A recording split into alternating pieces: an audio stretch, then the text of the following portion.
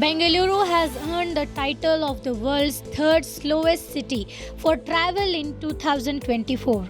According to the TomTom Traffic Index, on average it takes 34 minutes and 10 seconds to cover just 10 kilometers in the city. Pune secured the fourth spot, while London was the first European city to appear on the list, ranking as fifth. Kolkata, the second slowest globally and the slowest in India, barely outpaced Bengaluru in average speed with 34 minutes and 33 seconds for 10 kilometers.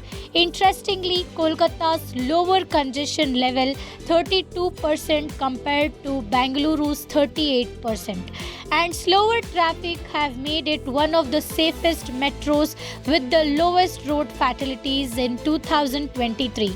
The TomTom report analyzed 500 cities across 62 countries, covering 458 billion miles of data in 2024, while 76% of cities saw slower traffic last year.